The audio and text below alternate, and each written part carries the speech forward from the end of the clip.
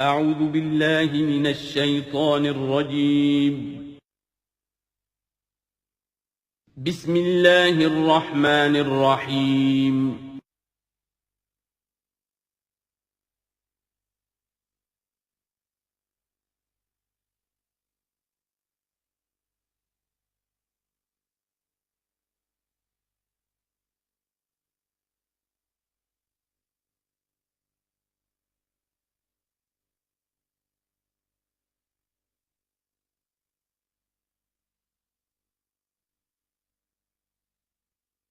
اعوذ باللہ من الشیطان الرجیم بسم اللہ الرحمن الرحیم الطلاق مرتان فامساک بمعروف او تسریح باحسان صدق اللہ العظیم۔ پچھلی نشست میں جو مضامین آئے تھے ان میں سے ایک کے بارے میں مجھے احساس ہوا کہ میں نے ایک بات شروع کی تھی لیکن نامکمل رہ گئی۔ آیت الاختلاف کے بارے میں نے عرض کیا تھا کہ وحدت ادیان کے فلسفے کا ایک جز صحیح ہے، ایک غلط ہے۔ صحیح جز کی وضاحت تو ہو گئی کہ یہ تمام جتنے بھی دنیا میں مذاہب ہیں اور دین ہیں یہ سب اسی دین حق سے نکلی ہوئی شاخیں ہیں۔ دین حق سے پگڈنڈیاں مڑی ہیں، صراط مستقیم سے پگڈنڈی مڑی ہے، کوئی بہت دور نکل گئی اور اس کا یوں سمجھیے کہ پہچانی ہوئی صورت بھی پہچانی نہیں جاتی، اتنی دور ہو گئی کہ اس کا اس دین حق کے ساتھ اب کوئی رشتہ نظر ہی نہیں آتا۔ کچھ اتنے دور نہیں ہوئے، قدرے قریب رہے، لیکن سب کی بنیاد ایک ہے۔ ظاہر بات ہے کہ حضرت آدم کی نسل سے بات شروع ہوئی ہے، حضرت آدم کی اولاد ایک ہی امت تھی۔ یہ تفرقے جو بھی ہوئے بعد میں ہوئے، تو وحدت ادیان اس اعتبار سے صحیح ہے کہ دنیا میں تمام ادیان، تمام نظام، تمام مذاہب جو ہیں وہ در حقیقت ایک ہی دین حق کی بگڑی ہوئی شکلیں ہیں، بدلی ہوئی شکلیں ہیں، لیکن اسی سے نکلی ہوئی شاخیں ہیں جنہوں نے شکلیں اپنی بدل لی ہیں۔ غلط حصہ یہ کہ اب جو یہ سب کچھ موجود ہے ان کو ایک کہنا یہ جہالت ہے۔ اب ان کو ظاہر بات ہے کہ ان کی شکلیں اتنی ہو چکی ہیں مختلف ایک دوسرے سے، اور اتنی ان میں تحریفات ہو چکی ہیں، اتنا تغیر و تبدل ہو چکا ہے کہ اب ان کو ایک کہنا موجودہ شکل میں یہ در حقیقت فتنہ ہے اور جہالت ہے۔ دوسری بات جو آخری مضمون آیا تھا 28ویں رکوع میں، دیکھیے اس کی ایک تمہید ہے، وہ سمجھ لیجئے انسانی تمدن کا اہم ترین اور بنیادی ترین مسئلہ کیا ہے۔ تمدن کا ایک ہے انسانی زندگی کا مسئلہ۔ انسانی زندگی کا سب سے بڑا پہلا مسئلہ وہی ہے کہ جو حیوانی زندگی کا بھی ہے، اپنی مادی ضروریات، پیٹ کھانے کو مانگتا ہے، سب سے پہلے یہی ہے، اس میں کوئی شک نہیں۔ لیکن اس کے بعد جب دو انسان ملتے ہیں اور اس سے تمدن شروع ہوتا ہے، اس کا سب سے بڑا مسئلہ ہے انسان کی شہوت۔ اللہ نے دو جنسیں بنا دی ہیں، مرد ہیں، عورت ہیں، اور ان دونوں کے درمیان تعلق سے نسل آگے چلتی ہے۔ اب اس معاملے کو کیسے ہارنس کیا جائے، کیسے منظم کیا جائے، یہ جذبہ بہت پوٹنٹ ہے۔ جو فرائڈ نے کہا ہے، بس وہ یوں سمجھیے کہ ذرا زیادہ مرچ مسالہ لگا دیا، ورنہ اس میں کوئی شک نہیں کہ یہ بہت ہی پوٹنٹ جذبہ ہے انسان کا۔ انسٹنکٹ جو ہے، سیکس کا انسٹنکٹ، وہ بہت مضبوط ہے، بہت قوی ہے۔ لیکن جو شے جتنی قوی ہو اتنا ہی اسے پھر، جو گھوڑا جتنا منہ زور ہو اتنا ہی اس کو لگام دینا جو ہے وہ آسان نہیں ہوتا، اس کے لیے پھر مشقت کرنی پڑتی ہے۔ تو اب اگر تو اس سیکس کو اوپن کر دیا جاتا، کھلا سیکس، فری سیکس، آج کل یہ لفظ استعمال ہوتا ہے، فری سیکس، کیوس ہوتا، تمدن میں فساد ہو جاتا۔ اس کے لیے شادی کا معاملہ کہ ایک عورت کا ایک مرد کے ساتھ رشتہ رہے، سب کو معلوم ہو کہ یہ اس کی بیوی ہے، یہ اس کا شوہر ہے، تاکہ اس طریقے سے نسب کا معاملہ بھی چلے اور ایک خاندانی ادارہ وجود میں آئے۔ ورنہ تو خاندانی ادارہ بس کیسے وجود میں آئے گا؟ فری سیکس میں تو خاندانی ادارہ وجود میں آ ہی نہیں سکتا۔ تو شادی کا، نکاح کا یہ رشتہ جو ہے یہ اللہ تعالیٰ نے اختیار کیا اور یہ انسانوں کو سکھایا۔ اب اس میں مرد اور عورت کیا بالکل برابر ہیں؟ اس سے بڑی حماقت کوئی نہیں، اس لیے کہ کسی بھی ادارے کے دو برابر کے سربراہ نہیں ہو سکتے۔ اتنی موٹی بات ہے کہ اگر آپ کسی ایک محکمے کے دو ڈائریکٹر بنا دیں، بات غلط ہو جائے گی، خراب ہو جائے گی۔ ایک ڈائریکٹر، مینیجنگ ڈائریکٹر، دوسرے 10 ڈائریکٹر بنا دیے آپ، لیکن اوپر ایک ہوگا، جنرل مینیجر ایک ہوگا، ڈپٹی مینیجر 10 رکھ دیجیے۔ ہر ادارے میں اگر نظم قائم کرنا ہے تو ایک اوپر ٹاپ پر ہونا چاہیے۔ لہذا جب ایک مرد اور ایک عورت، مرد اور عورت انسان ہونے کے ناطے بالکل برابر ہیں، ایک ہی باپ کے نطفے سے بیٹا بھی ہے، بیٹی بھی ہے، ایک ہی ماں کے رحم میں بھائی نے بھی پرورش پائی ہے اور بہن نے بھی، اس اعتبار سے وہ برابر ہیں، شرف انسانیت میں، نوع انسانی کی حیثیت سے، human dignity and honour they share both equally, absolutely equally. لیکن جب ایک مرد اور ایک عورت مل کر خاندان کے بنیاد رکھتے ہیں تو اب یہ برابر نہیں رہے۔ جیسے انسان سب برابر ہیں، لیکن چپڑاسی اور افسر برابر نہیں ہے، اس کے کچھ اور اختیارات ہیں، اس کے کچھ اور اختیارات ہیں، اس کے کچھ اور فرائض ہیں، اس کے کچھ اور فرائض ہیں۔ اس طریقے سے اس رشتے کے معاملے میں، اور یہ بھی نوٹ کر لیجئے کہ یہی وجہ اس قدر تفصیل کے ساتھ سب سے پہلے احکام قرآن میں دیے جا رہا ہے اسی آئلی قوانین کے متعلق۔ لیکن تمدن کی جڑ بنیاد یہ ہے، یہاں سے خاندان بنتا ہے، اور خاندانوں کے اجتماع کا نام معاشرہ ہے۔ خاندان کا نظام، اب ہمارا پاکستانی جو معاشرہ ہے، اگر ہماری 14 کروڑ تعداد ہے اس وقت، 7 افراد ایک خاندان کے اگر آپ شمار کر لیں تو آپ سمجھیے اتنے خاندان ہماری دنیا میں اس وقت موجود ہیں، 2 کروڑ خاندان ہیں، ان خاندانوں پر مشتمل ہے۔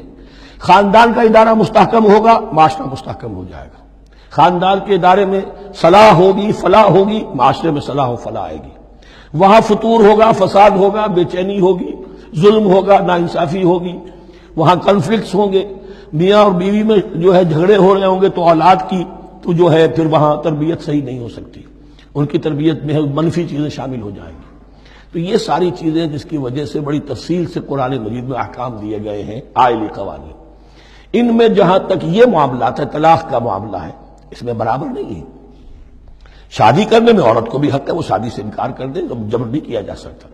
ایک مرتبہ وہ نکاح میں آ گئی ہے تو اب شوہر کا پلڑا بھاری ہے، شوہر اسے طلاق دے سکتا ہے، اگر ظلم کے ساتھ دے گا اللہ کے ہاں جواب دہی کرے گا اور اس کا پکڑ ہو جائے گی، لیکن اختیار ہے۔ وہ خود طلاق نہیں دے سکتی، البتہ طلاق حاصل کر سکتی ہے، خلا جسے ہم کہتے ہیں، وہ عدالت کے ذریعے سے، بڑوں کے ذریعے سے، رشتہ داروں کے ذریعے سے خلا کرے، لیکن طلاق دینے کا حق اس کو برابر نہیں ہے مرد کی طرح۔ اسی طرح اگر ایک طلاق دی تھی مرد نے اور اب یہ عدت پوری نہیں ہوئی ہے، وَبَعُولَتُهُنَّ أَحَقُّ بِرَدِّهِنَّ، اب وہ کہے تو نے طلاق دے دیا، میں تیرے گھر میں بسنے کو تیار نہیں ہوں، نہیں، اختیار مرد کا ہے، عدت کے اندر 3 مہینے کے اندر وہ اس کو واپس لے سکتا ہے، اس کو طلاق رجعی کہتے ہیں۔ یہ تمام چیزیں ایسی ہیں کہ بہرحال خواتین کو اچھی نہیں لگتی، اور آج کی دنیا میں تو جو یہ مرد و عورت کی مساوات کا سلسلہ ہے، یہ شیطان کا سب سے بڑا فلسفہ اور معاشرے میں فساد اور گندگی پیدا کرنے کا اس کا سب سے بڑا ہتھیار ہے۔ اور اب جو کچھ رہی صحیح اقدار ہماری ایشیا کے ممالک جو ہیں، زیادہ تر مسلمان ممالک ہیں، ان میں خاندانی نظام کی جو بچی کھچی شکل رہ گئی ہے اس کو برباد کرنے کے لیے یہ قاہرہ کانفرنس اور بیجنگ کانفرنس، اس ایشیا کا گھیراؤ دونوں طرف سے، مشرق سے اور مغرب سے، کہ عورت کو آزاد کرو، عورت کو اٹھاؤ، ایمینسیپیشن کے نام پر، آزادی کے نام پر، اور مردوں عورت کی مساوات کے نام پر، تاکہ خاندانی نظام ٹوٹ کر رہ جائے، جیسے کہ ان کے ہاں ٹوٹ چکا ہے خاندانی نظام نے۔ یہ کلنٹن صاحب نے کہا تھا اپنے سال 9 کے میسج میں کہ عنقریب ہماری قوم، امریکن نیشن، بہت جلد اس کی اکثریت حرامزادوں پر مشتمل ہوگی، born out of wedlock, وہ کسی شادی کے نکاح کے نتیجے میں کوئی وجود میں نہیں آئے ہیں، زنا کے نتیجے میں وجود آئی ہوئی قوم ہوگی۔ 1 پیرنٹ فیملی رہ گئی ہے، ماں ہی باپ ہے اور وہی ماں ہے، اور وہ دونوں وہ جانتے ہی نہیں۔ اب وہاں بڑی ایک مہم اٹھ رہی ہے کہ ہر انسان کا حق ہے کہ اسے معلوم ہو کہ میرا باپ کون ہے۔ وہاں تو بہت سے لوگ پتہ ہی باپ کون ہے میرا، کیا پتہ۔ یہ تباہی ہے جو اس معاشرے پر آ چکی ہے، اور ہمارے ہاں بھی لوگ اسی معاشرے کی نقالی پر چل رہے ہیں۔ اور یہ نظریہ مساوات مرد و زن جو ہے، یہ بہت ہی یوں سمجھیے کہ تابناک اور بہت اچھے الفاظ کے ساتھ سامنے آ رہا ہے۔ البتہ اس کا دوسرا رخ بھی ہے، اسلام نے عورت کو جو حقوق دیے ہیں بدقسمتی سے ہم مسلمانوں نے وہ بھی ان کو نہیں دیے۔ اس کی وجہ یہ ہے کہ ہمارے اوپر ہمارا ہانٹ کر رہا ہے ہمارا ہندوانہ پس منظر۔ ہندوؤں کے معاشرے میں عورت کی کوئی حیثیت نہیں، نہ اس کی وراثت کا حق ہے، نہ وہ بیوہ ہو جائے تو جینے کا حق تھا اس کو، وہ تو پھر ستی ہو جانا چاہیے اس کو، اس کے لیے تو زندگی کا حق بھی نہیں ہے، وراثت تو بہت دور کی بات رہی، کوئی پراپرٹی کا کوئی سوال نہیں، کسی طرح کی کوئی حیثیت نہیں، کوئی لیگل اینٹیٹی نہیں۔ لیکن ہم مسلمان تو ہو گئے، ہمارے آباء و اجداد، تربیت ہوئی نہیں، لہذا ہمارے اوپر وہی تصورات ہیں، عورت کو جو ہے پاؤں کی جوتی کی طرح سمجھنا۔ یہ جو کچھ ہم کر رہے ہیں ان کے جائز حقوق بھی انہیں نہیں دیتے، اس کے نتیجے میں ہم جو مغرب کا ہم پر حملہ ہے اس کو مؤثر کرنے میں گویا ہم مدد دے رہے ہیں۔ اگر ہم اپنی خواتین کو وہ حقوق نہیں دیں گے، اگر ان کے لیے جو اللہ نے جو مقرر کیا ہے وہ انہیں نہیں دیا جائے گا، تو ظاہر بات ہے کہ رد عمل میں پھر جو یہ نعرے ہیں اور بڑے خوشنما جو دعوت اٹھتی ہے وہ لازماً انہیں کھینچ کر لے جائے گی۔ تو اس طرف بھی خیال رکھیے، اور ہمارے ہاں دیندار گھرانوں میں خاص طور پر یہ بات ہوتی ہے، اس کو سمجھنا چاہیے کہ عورتوں کے کیا حقوق ہیں، ان کی دلجوئی کتنی کرنی چاہیے۔ حضور نے کیا فرمایا ہے؟ تم میں سے بہترین لوگ ہو جو اپنے گھر والوں کے لیے اچھے ہوں، بہترین لوگ وہ ہیں ان کے حقوق کا لحاظ ہو، ان کے ساتھ سلوک ہو، ان کی دلجوئی ہو، ان کے احساسات کا بھی پاس کیا جائے۔ البتہ جہاں شریعت کا اور دین کا معاملہ آ جائے، نتھنگ ڈوئنگ، سیدھی سیدھی بات، یہ تلوار کی طرح آپ ننگے ہو جائیں اس وقت کہ یہ معاملہ دین کا ہے، اس میں میں تمہاری کوئی رعایت نہیں کر سکتا، ہاں میرے معاملات کے اندر جو بھی تم چاہو میں نرمی کروں گا، یہ ہو سکتا ہے۔ بس اس کو ذہن میں رکھیے، یہ کڑوی گولی ہے۔ وَلَهُنَّ مِثْلُ الَّذِي عَلَيْهِنَّ بِالْمَعْرُوفِ وَلِلرِّجَالِ عَلَيْهِنَّ دَرَجَةٌ۔ اب درمیان کے الفاظ کو تو جدید جو ہمارے ہیں دانشور وہ لے لیتے ہیں، اوپر کا نہیں دیکھتے کہ بَعُولَتُهُنَّ أَحَقُّ بِرَدِّهِنَّ، برابری کہاں رہی؟ شادی کرتے ہوئے برابری ہے، عورت کہہ سکتی میں شادی نہیں کرتی، شادی نہیں ہوگی، اس وقت برابری ہے، دونوں کی رضامندی سے شادی ہوگی، یہ برابری ہے۔ لیکن جب ایک مرتبہ بیوی بن گئی اب برابر نہیں ہے۔ اب یہ فلسفہ جا کر پوری طرح بیان ہوگا سورہ نساء میں، اور رجال قوامون علی النساء، یہ بات پھر وہاں آئے گی۔ اس کی تمہید ہے یہ کہ یہ کڑوی گولی ذرا خواتین کے حلق سے اترنی شروع ہو جائے۔ وَبَعُولَتُهُنَّ أَحَقُّ بِرَدِّهِنَّ، اور اسی طریقے سے وَلِلرِّجَالِ عَلَيْهِنَّ دَرَجَةٌ۔ البتہ اللہ نے جو ذمہ داریاں عورت کے حوالے کی ہیں، جس طرح کے اس کے فرائض ہیں ویسے ہی اس کے حقوق بھی ہیں، یہ ہے جو بات کہی جا رہی، لَهُنَّ مِثْلُ الَّذِي عَلَيْهِنَّ بِالْمَعْرُوفِ۔ اور یہ دنیا کا وہ اصول ہے کہ responsibilities and privileges they go together۔ کہیں آپ کا اگر ذمہ داری زیادہ تو حقوق اور اختیارات بھی زیادہ ہوں گے، ذمہ داری بہت ڈال دی، حقوق و اختیارات اتنے ہیں نہیں، آپ ذمہ داری ادا نہیں کر سکتے۔ جہاں ذمہ داری کم ہوگی وہاں حقوق و اختیارات بھی کم ہوں گے، یہ دونوں چیزیں پروپورشنیٹ چلتی ہیں۔ اب چلیے آگے، مجھے اندیشہ ہے کہ میں نے خاصا وقت اس میں لگا دیا۔ الطلاق مرتان، طلاق دو مرتبہ ہے، یعنی ایک شوہر کو دو مرتبہ طلاق دے کر اور رجوع کر لینے کا حق ہے۔ ایک دفعہ طلاق دی اور عدت کے اندر رجوع کر لیا، ٹھیک ہے، پھر طلاق دی اور عدت کے اندر رجوع کر لیا، ٹھیک ہے، تیسری مرتبہ طلاق دی، اب رجوع نہیں کر سکتا۔ الطلاق مرتان، دو مرتبہ ہو سکتا ہے۔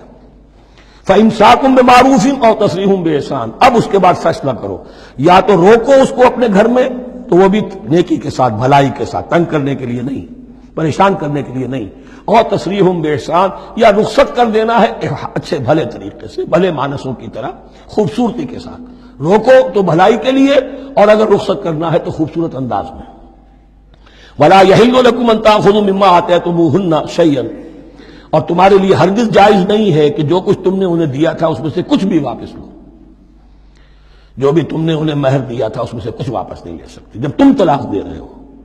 ہاں اگر عورت طلاق مانگے تو اسے اپنے مہر میں سے کچھ چھوڑنا پڑے گا، یہ دوسری بات ہے، لیکن جب بر طلاق دے رہا ہے تو پھر وہ نہیں روک اس کو اس میں سے جو بھی کچھ دیا ہو، یہاں تک کہ آیا ہے کہ اگرچہ تم نے ان کو احداہن قنطارا، سونے کے ڈھیر دیے ہوں، ان میں سے بھی کچھ نہیں لے سکتے واپس۔ وَلَا يَحِلُّ لَكُمْ أَن تَأْخُذُوا مِمَّا آتَيْتُمُوهُنَّ شَيْئًا إِلَّا أَن يَخَافَا أَن لَّا يُقِيمَا حُدُودَ اللَّهِ، البتہ اگر وہ دونوں یہ سمجھیں کہ ہم حدود اللہ کو قائم نہیں رکھ سکیں گے۔ مراد کیا ہے کہ فیملی لائف کے ضمن میں جو اللہ نے احکام دیے ہیں، جو آداب ہیں، جو ان کے مقاصد ہیں، وہ ہمارے مابین اتنی موافقت مزاجی نہیں ہے کہ ہم ساتھ چل سکیں۔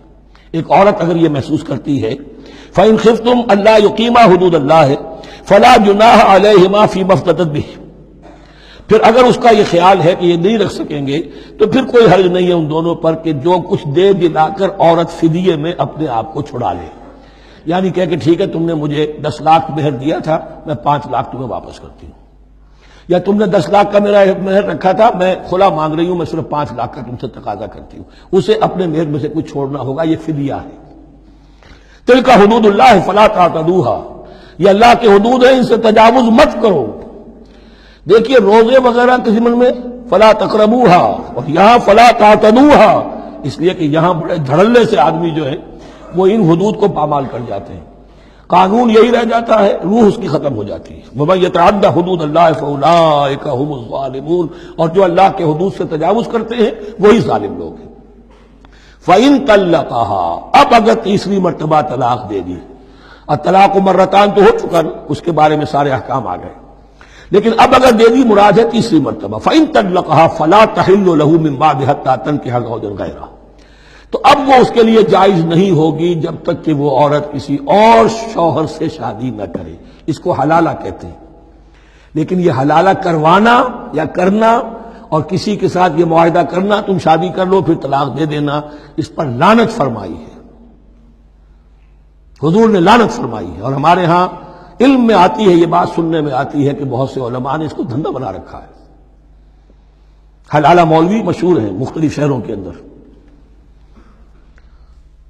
فَإِن طَلَّقَهَا فَلَا تَحِلُّ لَهُ مِن بَعْدُ حَتَّىٰ تَنكِحَ زَوْجًا غَيْرَهُ فَإِن طَلَّقَهَا، پھر اگر وہ بھی دوسری شادی کی دوسری جگہ پر، اس عورت نے اس شوہر سے بھی نہیں بنی، اس نے بھی طلاق دے دی، فَلَا جُنَاحَ عَلَيْهِمَا أَن يَتَرَاجَعَا، تو اب کوئی گناہ نہیں ہوگا ان دونوں پر کہ وہ رجوع کر لیں، پہلے سابق شوہر سے شادی کر لیں۔ یعنی عورت کو شاید عقل آ گئی ہو، کوئی اسی کی زیادتی تھی کہ پہلے شوہر کے ہاں بس نہیں سکی، اب دوسری مرتبہ کا تجربہ ہو گیا تو اس کے کان ہو گیا کہ کوئی غلطی میری ہی ہے، اب شاید دوبارہ وہ اپنے شوہر کی طرف، سابقہ شوہر کی طرف رجوع کرنا چاہے تو اس کی اجازت ہے۔ ان ظنا ان یقیما حدود اللہ، اگر ان کو یہ یقین ہو کہ وہ اللہ کے حدود کی پاسداری کر سکیں گے۔ اللہ کے حدود جو ہیں احکام شریعت، ان کو بہرحال مد نظر رکھنا ہے اور فائق رکھنا ہے۔ وَتِلْكَ حُدُودُ اللَّهِ يُبَيِّنُهَا لِقَوْمٍ يَعْلَمُونَ، اور یہ وہ حدود ہیں اللہ کے جن کو وہ واضح کر رہا ہے، کھول کھول کر بیان کر رہا ہے ان لوگوں کے لیے کہ جو علم حاصل کرنا چاہیں۔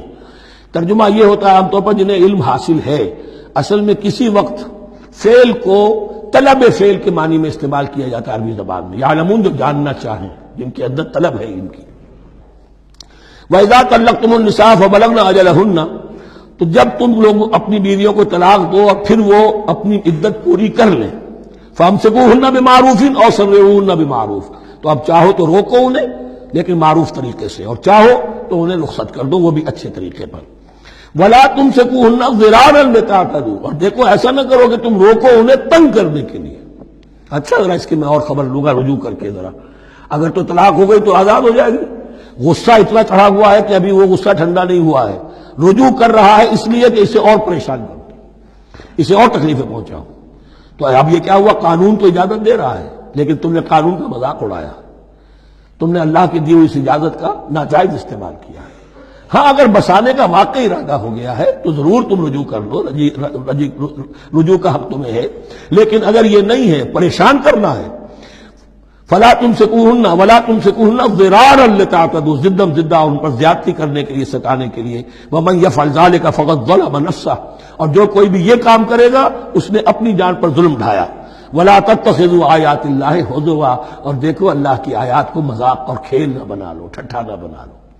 یہ اچھی طرح جان لیجیے، لا از لا and there can be law which has no flaw. Flawless law is impossible. اس لیے تقوی، اللہ کا خوف ہر جگہ پر بار بار، ورنہ تم اللہ کی شریعت کا تماشا بنا دو گے، ٹھٹھا بنا دو گے۔ ولا تتخذوا آیات اللہ ہزوا واذکروا نعمت اللہ علیکم، اور یاد کرو، ذکر کرو، شعور کرو اللہ کے انعامات کا جو تم پر ہوئے ہیں۔ وما انزل علیکم من الکتاب والحکمت، اور جو اس نے نازل فرما دی ہے تم پر اپنی کتاب، اپنی شریعت اور حکمت، یعظکم بہ، اس کے ذریعے سے تمہیں نصیحت کر رہا ہے، سیدھا راستہ بتا رہا ہے۔ واتقوا اللہ، اللہ کا تقوی اختیار کرو۔ واعلموا ان اللہ بکل شیء علیم، اور جان لو کہ اللہ تعالیٰ کو ہر چیز کا حقیقی علم حاصل ہے۔ وَإِذَا طَلَّقْتُمُ النِّسَاءَ فَبَلَغْنَ أَجَلَهُنَّ فَلَا تَعْضُلُوهُنَّ أَن يَنكِحْنَ أَزْوَاجَهُنَّ إِذَا تَرَاضَوْا بَيْنَهُم بِالْمَعْرُوفِ، اور جب تم اپنی عورتوں کو طلاق دے دو پھر وہ اپنی عدت پوری کر لیں، تو مت آڑے آؤ اس میں کہ وہ عورتیں پھر نکاح کر لیں اپنے سابق ازواج سے، اذا تراضوا بینہم بالمعروف، جبکہ وہ آپس میں رضامند ہو جائیں بھلے طریقے پر۔ یعنی اگر طلاق مغلظ نہیں ہے، دیکھیے ایک طلاق ہوتی ہے بائن، پہلی طلاق دوسری طلاق، یہ جب تک عدت ختم نہیں ہوئی طلاق رجعی کہلاتی ہے، اس کے دوران شوہر کو رجوع کرنے کا حق ہے۔ عدت پوری ہو گئی، اب یہ بائن ہو گئی، اب شوہر اور بیوی کا جو رشتہ ہے ٹوٹ گیا۔ اب اگر نکاح ہوگا تو دوبارہ ہوگا، اس میں عورت کی مرضی کو دخل ہے، عدت کے اندر عورت کی مرضی کو دخل نہیں ہے، لیکن عدت کے بعد اب عورت کو اختیار ہے، اب تو نکاح ثانی ہوگا، سوائے طلاق مغلظ کے۔ تیسری طلاق اگر ہو گئی ہے تو پھر جب تک اس کا نکاح کسی اور سے نہ ہو جائے، وہ بھی طلاق دے دے، تو ان کے درمیان نکاح نہیں ہو سکتا۔ گویا کہ یہ دو طلاقوں کے بعد اگر پھر یہ لوگ جبکہ طلاق بائن ہو چکی ہو، وہی عورت وہی مرد پھر نکاح کرنا چاہیں تو اب تم آڑے مت آؤ۔ ہوتا کیا ہے، عورت کے بھائی ہیں، اب انہیں غصہ چڑھا ہوا، اس بدماش نے یہ کچھ کیا تھا، اس نے تمہیں ایسے ایسے ستایا تھا، اس نے یہ کیا تھا، اب تمہیں ہم شادی نہیں کرنے دیں گے اس کے ساتھ۔ نہیں، یہ کام تمہارا نہیں ہے۔ اگر وہ اذا تراضوا بینہم، اگر وہ باہم راضی ہو جائیں تو تم اب ان کے آڑے مت آؤ، بالمعروف۔ ذالک یوعظ بہ من کان منکم یؤمن باللہ والیوم الآخر، یہ وہ چیزیں ہیں جن کی نصیحت کی جا رہی ہے تم میں سے ان کو جو واقعتاً ایمان رکھتے ہو اللہ پر اور یوم آخر پر۔ ان کے اندر ایمان ہی نہیں ہے، ان کے لیے یہ سارا جو ہے بحث کے آگے بین بجائے جاؤ کیا حاصل ہے، وہ تو پھر اس کو کوئی فائدہ نہیں پہنچے گا۔ ذالک یوعظ بہ من کان منکم یؤمن باللہ والیوم الآخر ذالکم ازکی لکم واطہر، یہ طریقے جو ہیں تمہارے لیے زیادہ پاک ہیں، زیادہ عمدہ ہیں۔ واللہ یعلم وانتم لا تعلمون، اللہ جانتا ہے تم نہیں جانتے۔ اپنی عقل کو مقدم نہ رکھو، یہ اللہ کا علم ہے، اسی نے عورت کو بنایا، اسی نے مرد کو بنایا، اسے مرد بھی عزیز ہے، عورت بھی عزیز ہے۔ الخلق عیال اللہ، حضور نے فرمایا تمام مخلوق اللہ کے کنبے کے مانند ہے۔ اللہ کو تو اپنا ہر انسان مرد ہو یا عورت ہو محبوب ہے، پسندیدہ ہے، اس کی تخلیق ہے، اس کا شاہکار ہے، لیکن یہ کہ وہ جانتا ہے کہ عورت کے کیا حقوق ہونے چاہیے، مرد کے کیا ہونے چاہیے۔ لہذا واللہ یعلم وانتم لا تعلمون والوالدات یرضعن اولادہن حولین کاملین، اور والداؤں کے لیے، ماؤں کے لیے ضروری ہے کہ وہ اپنی اولاد کو 2 سال دودھ پلائیں پورا۔ اور یہ خاص طور پر یہاں تذکرہ ہو رہا ہے جب طلاق کا مسئلہ ہو۔ اب طلاق ہو گئی، شوہر تو علیحدہ ہو گیا، شوہر کہتا ہے بھائی میرا بچہ تو میرا ہے، قانوناً تو اولاد شوہر کی ہوتی ہے، لیکن تم اسے دودھ پلاؤ، تو 2 سال تک وہ عورت انکار نہیں کر سکتی، دودھ پلائے گی۔ لمن اراد ان یتم الرضاعہ، جو شخص چاہے کہ یہ رضاعت پوری کروائے اپنی سابقہ مطلقہ بیوی سے۔ وعلی المولود لہ رزقہن وکسوتہن بالمعروف، لیکن اس عرصے کے لیے جس کی وہ اولاد ہے، یعنی شوہر جو سابق ہے، اس کے ذمے ہے اس کا رزق اور اس کا لباس، جسے ہم نان نفقہ کہتے ہیں۔ 2 سال اگر اس نے دودھ پلانا ہے، اس ماں نے، مطلقہ ماں نے اپنے طلاق دینے والے شوہر کے بیٹے کو یا بیٹی کو، تو اب اس عرصے کے دوران اس کا نان نفقہ اس کے ذمے ہے، باپ کے ذمے ہے، بالمعروف، بڑے طریقے سے۔ یعنی یہ کہ ایسا نہ ہو کہ ہو تو کروڑ پتی لیکن اب وہ اس کو بیوی کو مطلقہ کو وہ دینا چاہے نان نفقہ اپنی خادماؤں کی طرح کا، نہیں، وہ ہونا چاہیے معروف طریقے پر۔ لا تکلف نفس الا وسعها، کسی پر ذمہ داری نہیں ڈالی جاتی مگر اس کی وسعت کے مطابق۔ لا تضار والدۃ بولدہا، نہ تو تکلیف پہنچائی جائے والدہ کو اپنے بچے کی وجہ سے، ولا مولود لہ بولدہ، نہ جس کا وہ اولاد ہے، جس کا وہ بیٹا یا بیٹی ہے یعنی باپ، نہ اس کو تکلیف پہنچائی جائے۔ کوئی لا ضرر ولا ضرار، حضور کی حدیث ہے، دونوں کے ساتھ منصفانہ سلوک کیا جائے۔ وعلی الوارث مثل ذلک، اب فرض کیجئے وہ شخص جو تھا طلاق دینے والا وہ تو مر گیا، تو وارث کے ذمے، اس کا جو وارث ہے اس کے ذمے نان نفقہ رہے گا، اس کے اپنے مرحوم والد کی اگر اولاد اس کی کسی مطلقہ بیوی کے پاس ہے 2 سال تک دودھ پلانے کے لیے۔ فإن ارادا فصالا، اب یہ بھی ہو سکتا ہے کہ وہ دونوں جو ہے کہے کہ سب میں تو دودھ نہیں پلاتی، یا یہ کہ وہ شوہر چاہے ان تراض منہما، دونوں راضی ہو جائیں کہ میں دودھ نہیں پلواتی، آپ دودھ چھڑوا دیجئے، وتشاور، آپس میں رضامندی اور مشورے سے، فلا جناح علیہما، اس میں بھی کوئی حرج نہیں۔ اگر دودھ چھڑوانا چاہیں، وہ کسی اور سے دودھ پلوانا چاہتے ہیں، کوئی دایا رکھ لی ہے اس سے دودھ پلوانا چاہتا ہے، ٹھیک ہے، لیکن ہونا چاہیے جبر نہ ہو، ماں پر جبر نہ ہو۔ ان تراض منہما، دونوں کی رضامندی سے، وتشاور، اور مشورے سے، فلا جناح علیہما، تو پھر ان دونوں پر کوئی حرج نہیں ہے۔ وَإِنْ أَرَدْتُمْ أَن تَسْتَرْضِعُوا أَوْلَادَكُمْ فَلَا جُنَاحَ عَلَيْكُمْ، اگر تم چاہو کسی اور سے اب دودھ پلوانا، رضاعت کروانا، تو اس میں بھی کوئی حرج نہیں۔ فَلَا جُنَاحَ عَلَيْكُمْ إِذَا سَلَّمْتُمْ مَا آتَيْتُمْ بِالْمَعْرُوفِ، جبکہ ان کی ماں، اس کی ماں کو تم دے چکو جو کچھ کہ تم نے طے کیا تھا معروف اور بھلے طریقے پر. واتقوا اللہ، اور اللہ کا تقوی اختیار کرو. واعلموا ان اللہ بما تعملون بصیر، اور جان لو کہ جو کچھ تم کر رہے ہو اللہ اسے دیکھ رہا ہے. والذین یتوفون منکم ویذرون ازواجا، اور وہ کہ جو تم میں سے وفات پا جائیں اور وہ چھوڑ جائیں بیویاں. یتربصن بانفسہن، اب یہ عدت جو تھی، ایک تھی طلاق کی عدت، وہ 3 ماہواریاں آ جانا، 3 مہینے اندازن، اور ایک ہے جو فوت ہو گیا، اور بیوہ کی عدت کیا ہے. والذین یتوفون، جو تم میں سے وفات دے دیے جائیں، منکم تم میں سے، ویذرون ازواجا، پیچھے بیویاں چھوڑ گئے ہوں، یتربصن بانفسہن 4 اشہر وعشرا، وہ روکے رکھیں اپنے نفسوں کو 4 مہینے اور 10 دن. 4 مہینے 10 دن تک ایک جو بیوہ عورت ہے وہ کوئی اور نکاح نہیں کر سکتی. 4 مہینے 10 دن.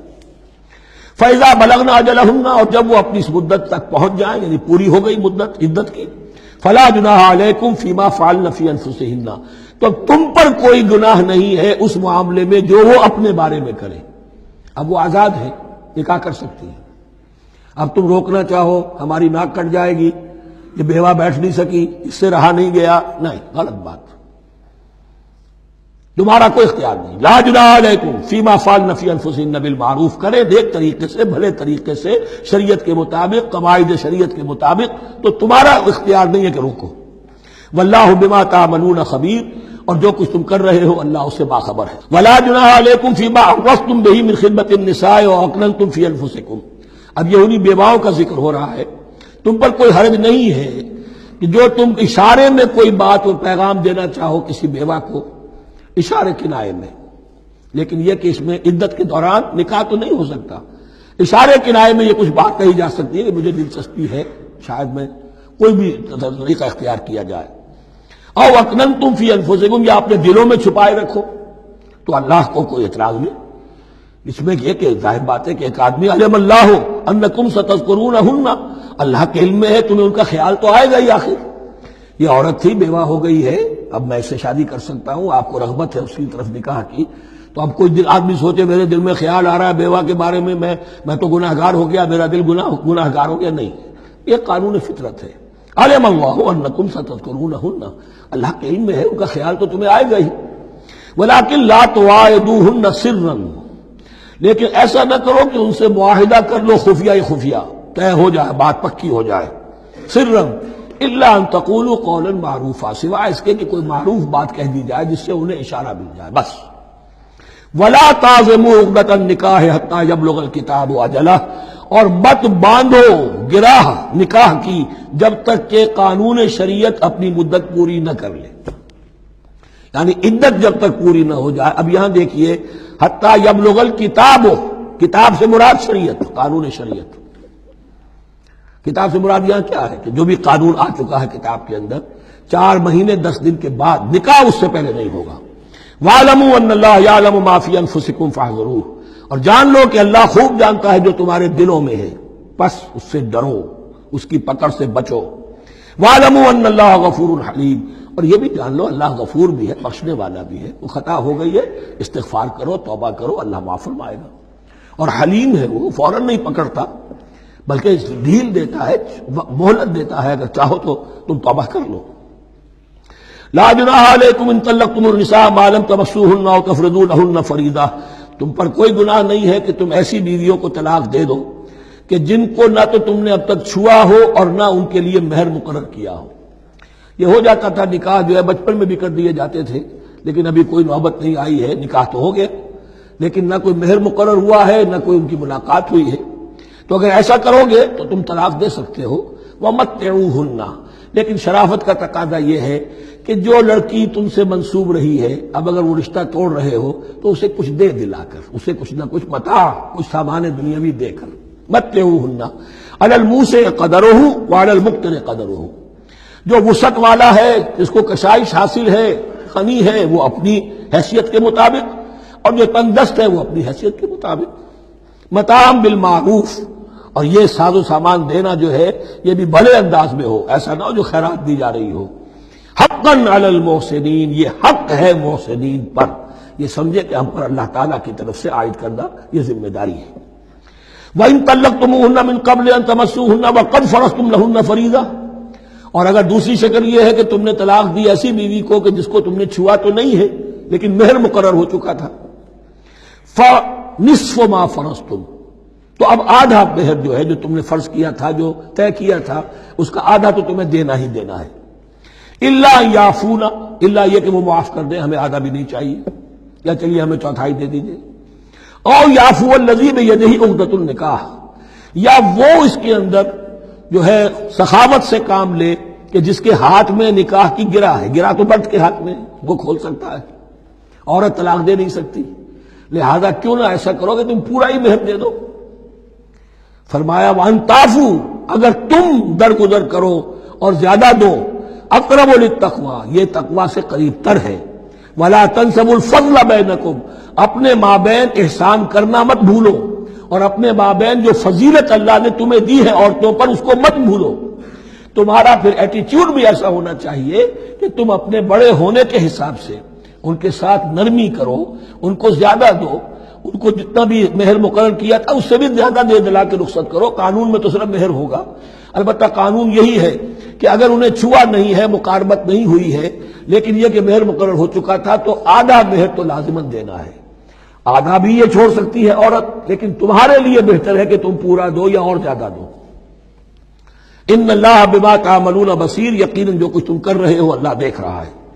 حافظوا علی الصلوات والصلاۃ الوسطی، محافظت کرو پوری طرح، چوکس ہو کر، چوکنے ہو کر تمام نمازوں کی، اور خاص طور پر صلاۃ وسطیٰ کی۔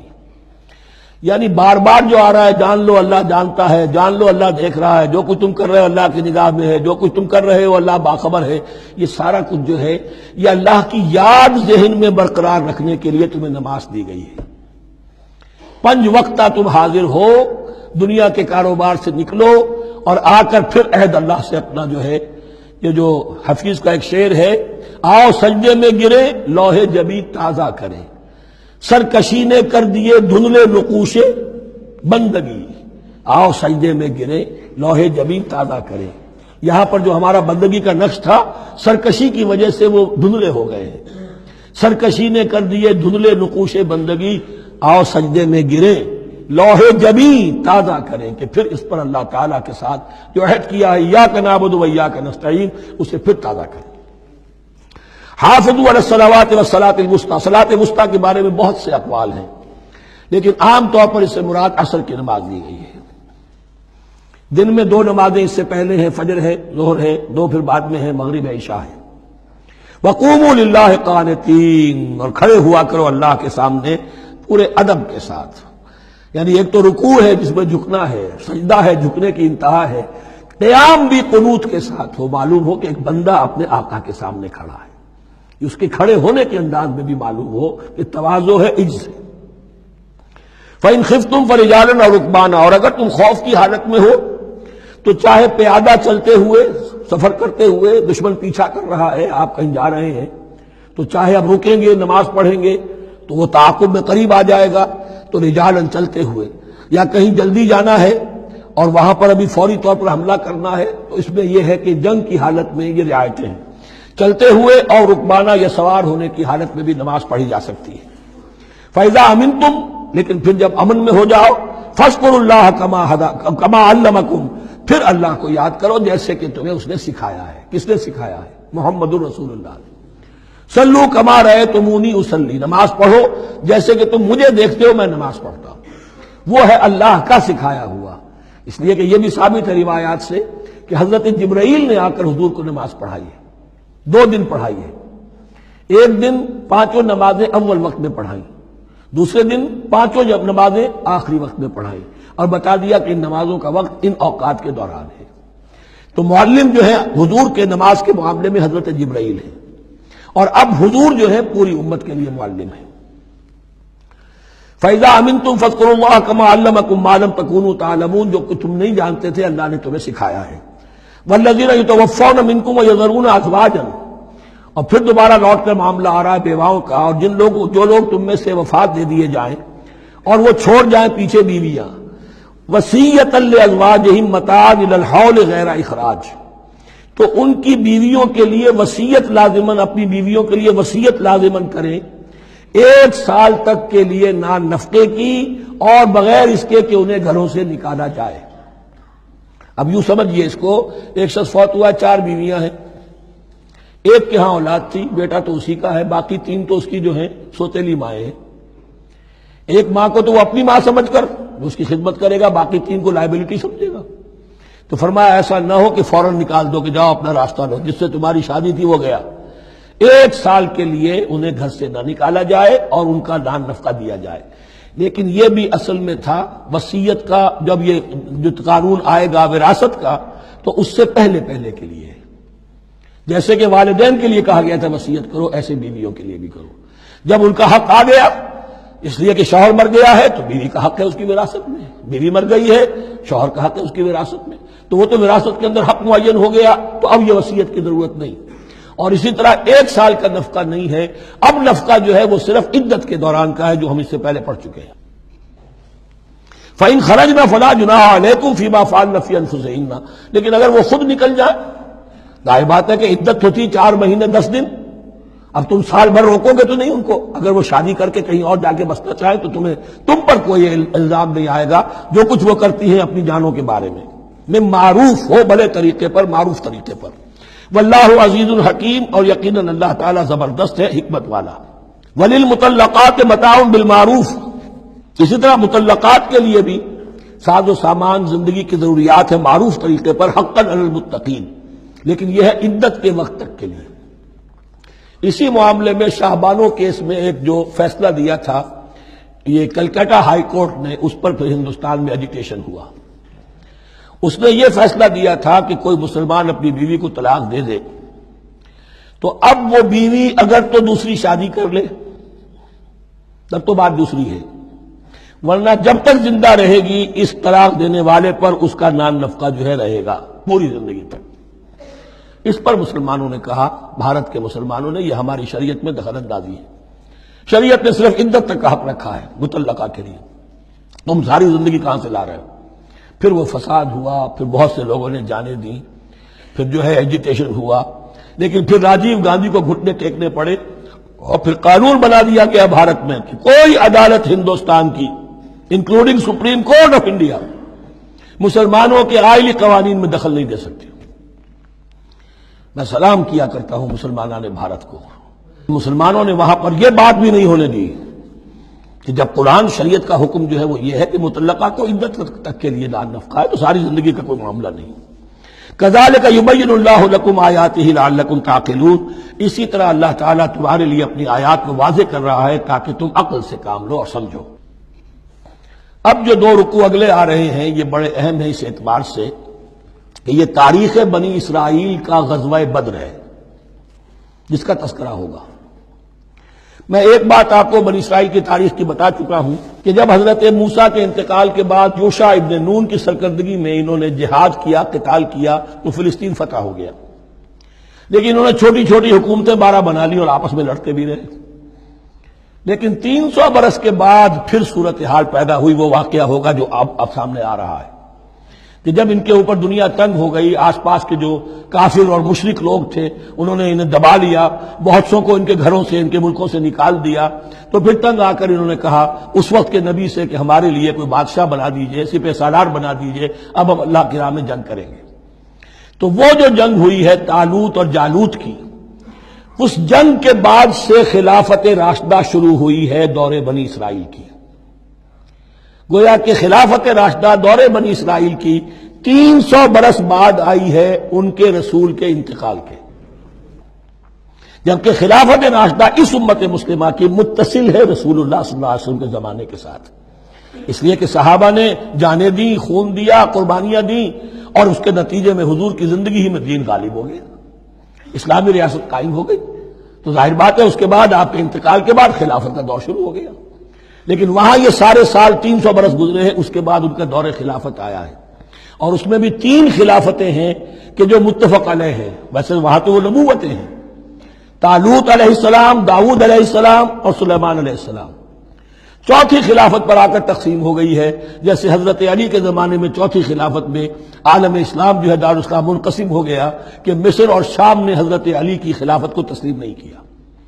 اسی طرح حضرت سلیمان کے دو بیٹوں میں پھر ان کی مملکت تقسیم ہو گئی، ایک اسرائیل اور ایک یہودیہ، یہ دو ریاستیں وجود میں آئی، جوڈی۔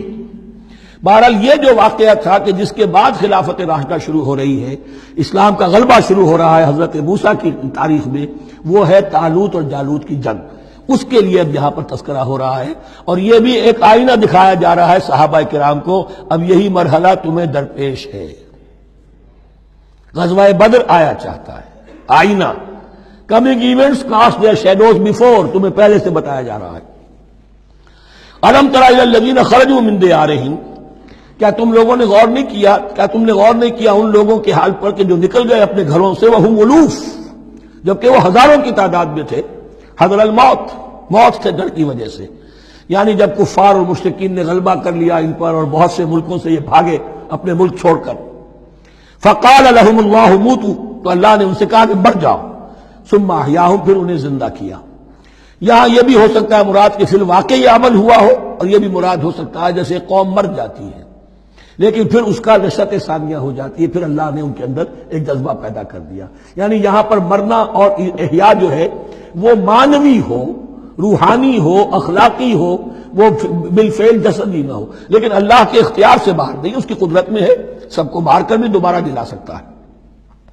ان اللہ لذو فضل علی الناس ولکن اکثر الناس لا یشکرون، اور یقیناً اللہ تعالیٰ تو اپنے بندوں پر بڑا فضل کرتا ہے، لیکن اکثر لوگ جو ہے شکر نہیں کرتے، ناقدری کرتے ہیں اللہ کے احسانات کی۔ لیکن اب وہ غزوہ بدر جو ہے ان کا سابقہ امت مسلمہ کا، اس کا حال بیان کرنے سے پہلے مسلمانوں سے گفتگو ہو رہی، اس لیے کہ ہے تو ساری ان کے لیے، ان کی ہدایت کے لیے۔ تاریخ بیان کرنا قرآن کا مقصد نہیں ہے، تاریخ کی کتاب نہیں ہے یہ، تو جو پروسیس آف ریولوشن چل رہا تھا، جو جد و جہد تھی، جو تحریک تھی محمد رسول اللہ کی، جس مرحلے میں سے وہ تحریک گزر رہی ہے، اسی مرحلے کی مناسبت سے سابقہ تاریخ سے بھی واقعات لائے جا رہے ہیں، اور اسی کی مناسبت سے وہ جو بھی وقتی احکام ہیں وہ دیے جا رہے ہیں۔ وَقَاتِلُوا فِي سَبِيلِ اللَّهِ وَاعْلَمُوا أَنَّ اللَّهَ سَمِيعٌ عَلِيمٌ، اور جنگ کرو اللہ کے راستے میں، اور جان لو اللہ تعالیٰ سب کچھ سننے والا اور جاننے والا ہے۔ مَنْ ذَا الَّذِي يُقْرِضُ اللَّهَ قَرْضًا حَسَنًا فَيُضَاعِفَهُ لَهُ أَضْعَافًا كَثِيرًا، کون ہے وہ شخص کہ جو اللہ کو قرض حسنہ دے؟ یہ انفاق جب کیا جاتا ہے خالص اللہ کے دین کے لیے، تو اللہ کہتا ہے یہ میرے ذمہ قرض ہے، دین میرا ہے، تم میرے دین کو غالب کرنا چاہتے ہو، میری حکومت قائم کرنا چاہتے ہو، تو جو کچھ اس میں خرچ کرو گے وہ مجھ پر قرض ہے، قرض حسنہ ہے۔ من ذا الذی یقرض اللہ قرضا حسنا فیضاعفہ لہ، تو اللہ اس کو اس کے لیے بڑھاتا رہے، دگنا کرتا رہے، اضعافا کثیرا، دگنا چوگنا، بہت گنا۔ واللہ یقبض ویبسط، اور اللہ کے اختیار میں کسی چیز کو چھوٹا کر دینا، سکیر دینا، اور کھول دینا اور کشائش کر دینا۔ وَإِلَيْهِ تُرْجَعُونَ، اور اسی کی طرف تمہیں لوٹا دیا جائے گا۔ یہاں دیکھیے یہ دونوں چیزیں، جہاد بالنفس اس کی آخری شکل قتال، اور جہاد بالمال اس کے لیے پہلے لفظ آ رہا تھا انفاق، اب قرض حسنہ، اللہ کو قرض حسنہ۔ أَلَمْ تَرَ إِلَى الْمَلَإِ مِن بَنِي إِسْرَائِيلَ مِن بَعْدِ مُوسَىٰ، کیا تم نے غور نہیں کیا موسیٰ کے بعد بنی اسرائیل کے سرداروں پر، ملا من بعد موسیٰ، اذ قالوا لنبی لہم، جبکہ انہوں نے اپنے نبی سے کہا، یہ تو میں آپ کو حدیث سنا چکا ہوں، کوئی وقت ایسا نہیں گزرا حضرت موسیٰ کے بعد کہ نبی کوئی نہ کوئی موجود نہ رہا ہو، حضرت عیسیٰ تک۔ اس زمانے کے جو نبی تھے ان سے انہوں نے کہا لَهُمْ ابْعَثْ لَنَا مَلِكًا نُقَاتِلْ فِي سَبِيلِ اللَّهِ، اب ہمارے لیے کوئی بادشاہ مقرر کر دیجئے تاکہ ہم اللہ کی راہ میں قتال کریں، جنگ کریں۔ یہاں بادشاہ سے مراد ہے جو سپہ سالار ہو، نبی ہے تو ظاہر بات ہے کہ نبی کا رتبہ تو بلند رہے گا، لیکن نبی کے تابع ہو کر کوئی شخص کہ جو جنگ کی سپہ سالاری کر سکے اس کو نامزد کر دیجئے۔ قال هل عصیتم ان کتب علیکم القتال الا تقاتلوا، جو نبی تھے یہ سیموئیل نبی تھے، سموئیل، یہ آپ اولڈ ٹیسٹمنٹ میں پڑھیں گے سیموئیل نبی۔ انہوں نے کہا کہ اس کا بھی اندیشہ ہے کہ جب جنگ فرض کر دی جائے اللہ تقاتلوا، پھر تم جنگ نہ کرو، یعنی ابھی تو بڑے تمہارے دعوے ہیں، بہادری دکھا رہے ہو، بڑا جوش و خروش ہے، کہیں ایسا تو نہیں ہوگا کہ ادھر سے میں اللہ تعالیٰ سے اجازت بھی لوں جنگ کی اور تمہارے لیے کوئی سپہ سالار یا بادشاہ بھی بنا دوں اور پھر تم جنگ سے کنی کترا جاؤ۔ قالوا وما لنا الا نقاتل فی سبیل اللہ، ان کا کیسے ممکن ہے کہ ہم اللہ کی راہ میں قتال نہ کریں؟ وقد اخرجنا من دیارنا وابنائنا، جبکہ ہمیں نکال دیا گیا ہمارے گھروں سے اور ملکوں سے اور اپنے بیٹوں سے، یعنی ان کی اولاد کو تو انہوں نے غلام بنا لیا، ان کی عورتوں کو باغیاں بنایا، اب یہ تو نکلے ہوئے ہیں اپنے ملکوں سے خوف سے بھاگے ہوئے۔ فلما كتب عليهم القتال، تو جب ان پر وہ جنگ فرض کر دی گئی، تولوا الا قليلا منهم، تو پیٹھ پھیر گئے سب کے سب سوائے کچھ لوگوں کے۔ یہ گویا کہ تنبیہ کی جا رہی ہے، مسلمانوں تم بھی بہت کہتے رہے ہو کہ حضور ہمیں جنگ کی اجازت ملنی چاہیے، ہم کب تک یہ ظلم سہیں گے، لیکن ایسا نہ ہو دیکھو اب جب جنگ کا حکم آئے، اب پڑھ چکے ہم وہ آیت كتب عليكم القتال وهو كره لكم، اب اچھی نہیں لگ رہی جنگ، جان تو پیاری ہے، تو اب دکھا دیا گیا وہاں بھی یہ ہوا۔ واللہ علیم بالظالمین، اور اللہ ایسے ظالموں سے خوب باخبر ہے۔ وقال لهم نبیہم، اور ان سے کہا ان کے نبی نے، ان اللہ قد بعث لکم طالوت ملکا، تمہارے لیے اللہ تعالیٰ نے طالوت کو بادشاہ مقرر کیا ہے۔ ان کا نام تورات میں آیا ہے سول یا ساؤل، SAUL۔ اب یہ سمجھ میں نہیں آتا، ہو سکتا ہے کہ اصل نام ساؤل ہو، لیکن چونکہ وہ بہت قداور تھے، طول قداور، اس لیے ان کا ایک صفاتی نام ہو طالوت۔ قرآن مجید میں صفاتی نام لیا ہے کہ وہ بہت قداور تھے۔ قالوا انا یکون له الملک علینا، اب انہوں نے کہا کیسے ہو سکتا ہے کہ اسے بادشاہت ملے ہمارے اوپر، ونحن احق بالملک منہ، ہمیں زیادہ حق حاصل ہے اس کے مقابلے میں کہ ہمیں بادشاہی دی جائے۔ ولم یؤت سعۃ من المال، وہ تو مفلس ہے، اسے تو اللہ نے کوئی زیادہ دولت دی نہیں ہے، کیونکہ ان کے معیار تو یہی تھے، جو دولت مند ہے وہی صاحب عزت ہے۔ قال ان اللہ اصطفاہ علیکم، اب نبی نے کہا اب جو چاہو کہو، اللہ نے اس کو چن لیا ہے تم پر، یہ فیصلہ اب ہو چکا، اللہ کا فیصلہ ہے، ڈیوائن ججمنٹ ہے، ڈیوائن ڈیسیجن ہے، کین ناٹ بی ریووکڈ۔ وزادہ بسطۃ فی العلم والجسم، اور اسے کشادگی عطا کی ہے علم اور جسم دونوں چیزوں میں، قداور ہے، طاقتور ہے، اور اسی طریقے سے علم اور فہم دیا ہے۔ تم دولت دیکھتے ہو، اللہ نے چنا ہے ان دو چیزوں کی بنا پر، جسمانی طاقت، جسمانی قوت، اس دور میں ظاہر بات ہے اس کی بہت ضرورت تھی، اور دوسرے یہ کہ اسے علم دیا ہے، فہم دیا ہے، سمجھ دی ہے، دانش دی ہے۔ واللہ یؤتی ملکہ من یشاء، اور اللہ تعالیٰ جس کو چاہتا ہے اپنی بادشاہت دے دیتا ہے۔ واللہ واسع علیم، اللہ بہت سمائی والا ہے، واسع، اس کی وسعت جو ہے وہ اتھا ہے، اور علیم، اور سب کچھ واسع علیم، جاننے والا ہے، یعنی وہ جس کو جو کچھ دیتا ہے بربنائے علم دیتا ہے، کون اس کا مستحق ہے۔ وقال لهم نبيهم ان آیۃ ملکہ ان یاتیکم التابوت فیہ سکینۃ من ربکم وبقیۃ مما ترک آل موسیٰ وآل ہارون تحملہ الملائکہ، اور ان سے کہا ان کے نبی نے کہ طالوت کی بادشاہت کی ایک نشانی یہ ہوگی کہ وہ صندوق جو تمہارے سے جاتا رہا چھن چکا ہے، جس میں سکینہ ہے، تمہارے لیے تسکین کا سامان ہے تمہارے رب کی طرف سے، اور بقیت مما ترک آل موسیٰ و آل ہارون، اور کچھ تبرکات ہیں جو آل موسیٰ اور آل ہارون کے اس صندوق میں رکھے ہوئے ہیں، تحملہ الملائکہ، وہ ملائکہ کی تحویل میں ہے۔ اب ان کی بادشاہی کی علامت کے طور پر وہ صندوق تمہارے پاس واپس آ جائے گا۔ اصل میں یہ تابوت سکینہ جو ہے، یہ ان کا ایک بڑا لکڑی کا صندوق ہے، اب بھی ہے، ان کا دعویٰ ہے کہ موجود ہے، اور مسجد اقصیٰ کے نیچے جو سرنگ ہے اس میں موجود ہے۔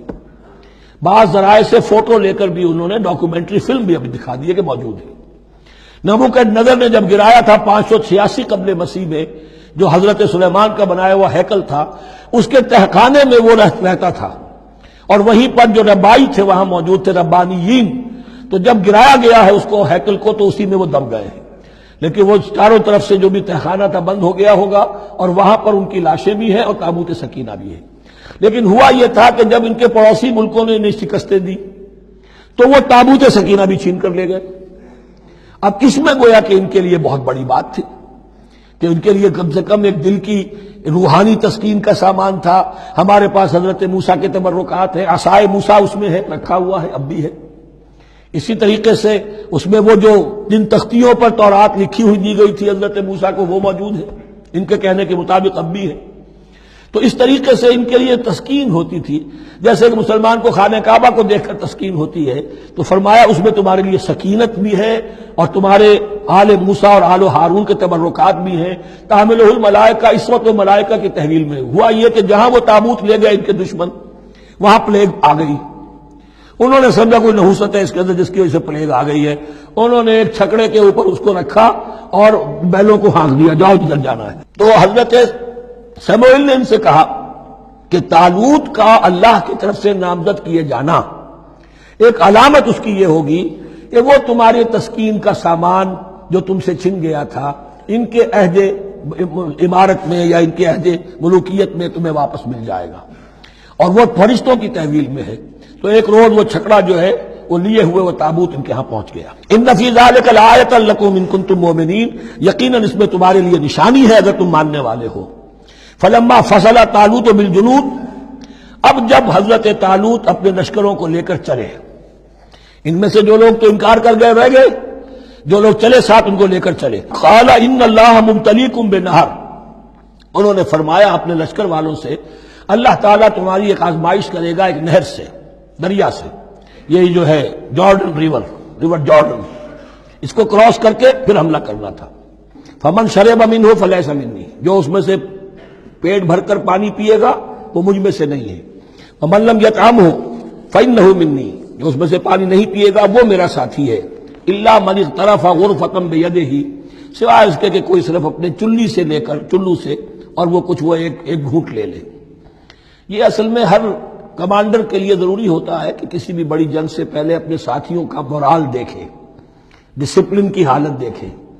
تو جیسے حضور نے بھی غزوہ بدر سے قبل مشاورت کی تھی کہ مسلمانوں ایک لشکر آ رہا ہے جنوب سے کیل کانٹے سے لیس, اور ایک قافلہ آ رہا ہے شمال سے, اور اللہ نے ان دو میں سے ایک کا وعدہ کیا تمہیں ضرور ملے گا, بتاؤ کدھر چلے. اندازہ ہو گیا کچھ لوگ جو کمزوری دکھا رہے تھے انہوں نے کہا چلے جی پہلے قافلہ لوٹ لیں, اور جو لوگ تھے باہمت انہوں نے کہا جو حضور آپ کی ارادہ جو آپ کا منشا ہو. تو یہاں بھی انہوں نے اس سے ٹیسٹ کیا ہے کہ آیا وہ میرے حکم کی پابندی کرتے ہیں یا نہیں کرتے. فشربوا منہ, تو ان سب نے بہتوں نے پیا اس میں سے خوب جی بھر کر. الا قلیلا منہم, سوائے ان میں سے بہت کم تعداد میں. فلما جاوزہ هو والذین آمنوا معہ, تو جب گزرے اس دریا کے پار اترے وہ اور وہ لوگ جو ان کے ساتھ ساتھیہ اہل ایمان رہ گئے تھے. یعنی پہلی سکریننگ پہلے ہو چکی تھی جو قتال ہی کے منکر ہو گئے تھے, اور اس کے بعد دوسری ہو گئی ہے کہ جو اس چھلنی میں سے نہیں نکل سکے, وہ پانی پی کر بے سدھ ہو گئے. یہ ایسا ہی ہے جیسے غزوہ احد میں حضور صلی اللہ علیہ وسلم کے ساتھ 1000 آدمی مدینے سے نکلے تھے اور پھر عین وقت پر 300 آدمی ساتھ چھوڑ کر چلے گئے. تو جب انہوں نے دریا پار کر لیا انہوں نے اور ان کے ساتھی اہل ایمان نے, قالوا لا طاقت لنا اليوم بجالوت وجنودہ, تو انہوں نے کہا کہ ہمارے اندر تو واقعتاً طاقت نہیں ہے کہ ہم جالوت کا اور اس کے لشکروں کا مقابلہ کر سکیں. یہ گولیت جس کو کہتے ہیں جالوت, یہ بڑا قوی ہیکل انسان تھا, اور اس کا جو زرہ بختر تھا وہ اتنا پورا جسم ڈھکا ہوا کہ سوائے آنکھ کے سوراخ کے اور کچھ نہیں تھا اس میں, جو نظر ہی نہیں آتا تھا. تو اس نے مبارزت کی اور کوئی بھی مقابلے پر نہیں آ رہا تھا. قال الذين يظنون انهم ملاقو الله كم من فئة قليلة غلبت فئة كثيرة باذن الله, تو کہا ان لوگوں نے جو یقین رکھتے تھے کہ اللہ سے ملاقات کرنی ہے کہ کئی مرتبہ ایسا ہوا ہے, کتنی مرتبہ ایسا ہوا ہے کہ چھوٹی جماعت غالب آ گئی ہے بڑی جماعت پر اللہ کے حکم سے. یعنی آگے بڑھو, ہمت کرو, اپنی جو ہے کم ہمتی کا ثبوت نہ دو, اللہ تعالیٰ کی نصرت سے اللہ کی مدد سے تمہیں فتح حاصل ہو جائے گی. واللہ مع الصابرین, اللہ تو صابروں کے ساتھ ہے. ولما برزوا لجالوت وجنودہ, تو جب وہ سامنے آئے جالوت اور اس کے لشکروں کے, برزا ظاہر ہو جانا, سامنے آمنے سامنے آ جانا. اب ادھر ان کا لشکر ہے طالوت علیہ السلام کا اور ادھر وہ جالوت کا لشکر ہے. قالوا, اب انہوں نے دعا کی, ربنا افرغ علینا صبرا, اے اللہ ہم پر صبر انڈھیل دے. یہ افرغ کا لفظ ہوتا ہے کسی برتن سے پانی اس طرح گرا دینا کسی کے اوپر کہ وہ برتن خالی ہو جائے, گھڑوں پانی ڈال دینا یا کچھ اور برتن میں سے. افرغ علینا صبرا, ہم پر صبر انڈھیل دے, صبر کی بارش فرما دے. ربنا افرغ علینا صبرا وثبت اقدامنا, اور ہمارے قدموں کو جما دے. وانصرنا علی القوم الکافرین, اور ہماری مدد فرما ان کافروں کے مقابلے میں. یہی دعا گویا کہ تلقین کی جا رہی ہے اہل ایمان کو کہ جب بدر کے موقع پر تمہارا مقابلہ ہوگا تو تمہیں یہ دعا کرنی چاہیے. فہزموہم باذن اللہ, تو انہوں نے بھگا دیا ان کو اللہ کے حکم سے, اللہ کے اذن سے, اللہ کی مشیت سے. وقتل داود و جالوتا، اور قتل کیا جالوت کو داود نے۔ یہ داود جو ہے تورات سے معلوم ہوتا گڈریے تھے، جنگلوں میں رہتے تھے اپنی بھیڑیں بکریاں لے کر، اور ان کے پاس ایک گوپیا ہوتا تھا، اس گوپیے کے اندر پتھر رکھ کر اس کو گھما کر وہ مارتے تھے، لیکن نشانہ اتنا صحیح تھا کہ اس سے وہ کہتے تھے کہ میں شیروں کے جبڑے توڑ دیتا ہوں۔ جب کبھی شیر آتے ہیں میرے بھیڑوں بکریوں کے گلوں پر حملے کے لیے، تو جب وہ آ گئے اتفاق سے، جب لشکر آمنے سامنے تھے، ادھر جالوت للکار رہا ہے کوئی میرے مقابلے میں، ادھر سب کے سب سہمے کھڑے ہیں، کوئی آگے نہیں نکل رہا، تو حضرت طالوت آئے، یہ حضرت داؤد آ گئے اتفاقاً، کہا معلوم ہوا کیا سچویشن ہے، یہ ہے کہ اچھا ٹھیک ہے، میں اس غیر مختون کا میں معاملہ کرتا ہوں، اس لیے کہ یہ ان کے یہاں سب سے بڑی گالی تھی۔ حضرت ابراہیم کی ملت میں ہے ختنہ، اور یہ جو کفار اور مشرک تھے ان کے ہاں ختنہ نہیں تھی، تو نامختون ہونا ان کے ہاں یہ سب سے بڑی گالی تھی۔ اس نامختون کا پھر جو ہے میں اس کو کیفر کردار تک پہنچاؤں گا، میرے پاس یہ گوپیا ہے، اب میں تو شیروں کے جبڑے توڑ دیا کرتا ہوں۔ انہوں نے پھر وہ پتھر رکھ کر اور گھمایا ہے، اور سیدھا وہ آنکھ کے سوراخ سے اس کے بھیجے کے اندر اتر گیا، اور اس طریقے سے قتل داود و جالوتا، داود نے جالوت کو قتل کیا، اور اللہ تعالیٰ نے پھر ان کو جو براتی بتا کیے، وَآتَاهُ اللَّهُ الْمُلْكَ وَالْحِكْمَةَ وَعَلَّمَهُ مِمَّا يَشَاءُ۔ ایک تو یہ کہ طالوت علیہ السلام نے اپنی بیٹی کا نکاح ان سے کر دیا، داماد ہو گئے، اور پھر انہی کو وارث بنایا، یہ بادشاہ ہوئے، اللہ نے ان کو ہی ملک دیا، حکومت دی، بادشاہت دی، اور دی نبوت میں دی، یہ دونوں اعتبارات سے ان کو اللہ تعالیٰ نے سرفراز فرمایا۔ وَعَلَّمَهُ مِمَّا يَشَاءُ، اور پھر اسے سکھایا جو کچھ کہ اللہ نے چاہا۔ وَلَوْلَا دَفْعُ اللَّهِ النَّاسَ بَعْضَهُم بِبَعْضٍ، اور اگر اس طریقے سے اللہ ایک گروہ کو دوسرے کے ذریعے سے دفع نہ کرتا رہے، زمین میں فساد ہوتا ہے تو اللہ تعالیٰ کوئی شکل ایسی پیدا کرتا ہے کہ کسی اور گروہ کو سامنے لا کر مفسدوں کا خاتمہ کرتا ہے۔ اگر ایسا نہ ہوتا، وَلَوْلَا دَفْعُ اللَّهِ النَّاسَ بَعْضَهُم بِبَعْضٍ لَفَسَدَتِ الْأَرْضُ، تو زمین میں فساد ہی فساد پھیل گیا ہوتا۔ اللہ تعالیٰ نے ان جنگوں کے ذریعے سے ہر بڑا فرعون جو آتا، ہر فرعون موسیٰ، اللہ تعالیٰ نے کوئی نہ کوئی اس کے لیے علاج تجویز کیا ہوا ہے۔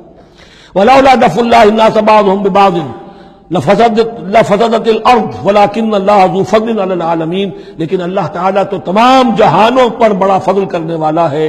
تِلْكَ آیاتُ اللَّهِ نَتْلُوهَا عَلَيْكَ بِالْحَقِّ، یہ اللہ کی آیات ہیں جو ہم پڑھ کر آپ کو سنا رہے ہیں حق کے ساتھ۔ یہ قول گویا کہ حضرت جبرائیل کی طرف منسوب ہوگا، یہ اللہ کی آیات ہیں اے مسلمانوں، اے محمد صلی اللہ علیہ وسلم، جو ہم آپ کو سنا رہے ہیں حق کے ساتھ۔ وَإِنَّكَ لَمِنَ الْمُرْسَلِينَ، اور یقیناً اے محمد صلی اللہ علیہ وسلم آپ رسولوں میں سے ہیں۔ تِلْكَ الرُّسُلُ فَضَّلْنَا بَعْضَهُمْ عَلَى بَعْضٍ، ایک بہت اہم قانون بیان ہو رہا ہے، ان رسولوں میں سے ہم نے بعض کو بعض پر فضیلت دی ہے، یہ میں پہلے بیان کر چکا ہوں کل۔ تفریق بین الرسل کفر ہے، تفضیل یہ قرآن سے ثابت ہے، کوئی افضل ہے اور کوئی مفضول ہے، کسی کو کسی اعتبار سے فضیلت ہے، کسی کو کسی اور اعتبار سے فضیلت، جزوی فضیلت ہے، مختلف لوگوں کی ہو سکتی ہے، کلی فضیلت تمام انبیاء اور رسول پر محمد رسول اللہ کو حاصل ہے۔ تِلْكَ الرُّسُلُ فَضَّلْنَا بَعْضَهُمْ عَلَى بَعْضٍ مِّنْهُم مَّن كَلَّمَ اللَّهُ، ان میں سے وہ بھی تھے جن سے اللہ نے کلام فرمایا، حضرت موسیٰ علیہ السلام۔ وَرَفَعَ بَعْضَهُمْ درجات، اور بعضوں کے اور کسی اعتبار سے درجات بڑھا دیے۔ وَآتَيْنَا عِیسیٰ ابْنَ مَرْیَمَ، اور ہم نے عیسیٰ ابن مریم کو البینات بڑے کھلے معجزے دیے۔ وَأَيَّدْنَاهُ بِرُوحِ الْقُدُسِ، اور ان کی مدد فرمائی حضرت جبرائیل کے ساتھ۔ وَلَوْ شَاءَ اللَّهُ مَا اقْتَتَلَ الَّذِينَ مِن بَعْدِهِم مِن بَعْدِ مَا جَاءَتْهُمُ الْبَيِّنَاتُ، لیکن اللہ چاہتا تو یہ آپس میں نہ لڑتے جھگڑتے، نہ یہودیوں کی آپس میں جنگیں ہوتی، نہ یہودیوں اور نصرانیوں کی ہوتی، نہ نصرانیوں کے فرقے ایک دوسرے سے لڑتے۔ وَلَوْ شَاءَ اللَّهُ مَا اقْتَتَلَ الَّذِينَ مِن بَعْدِهِم مِن بَعْدِ مَا جَاءَتْهُمُ الْبَيِّنَاتُ، اس کے بعد کہ ان کے پاس واضح تعلیمات آ چکی تھیں۔ وَلَٰكِنِ اخْتَلَفُوا، لیکن انہوں نے اختلاف کیا۔ فَمِنْهُم مَّنْ آمَنَ وَمِنْهُم مَّنْ كَفَرَ، ان میں وہ بھی ہیں جو ایمان لے آئیں گے اور ان میں وہ بھی ہیں جو کفر پر اڑ گئے ہیں۔ وَلَوْ شَاءَ اللَّهُ مَا اقْتَتَلُوا، اگر اللہ چاہتا ان پر لازم کر دیتا، یعنی جبراً تکوینی طور پر، تو اختلاف نہ کرتے، جھگڑتے نہ۔ وَلَٰكِنَّ اللَّهَ يَفْعَلُ مَا يُرِيدُ، لیکن اللہ تو کرتا ہے جو چاہتا ہے۔ اللہ نے جو دنیا کو اس حکمت پر بنایا ہے کہ یہ دنیا کی زندگی آزمائش ہے، آزمائش کے لیے آزادی دی ہے، تو جو شخص غلط راستے پر جانا چاہے اسے آزادی ہے، جو صحیح راستے پر آنا چاہے اسے آزادی ہے۔ بارک اللہ لی و لکم فی القرآن العظیم ونفعنی وإیاکم بالآیات والذکر الحکیم۔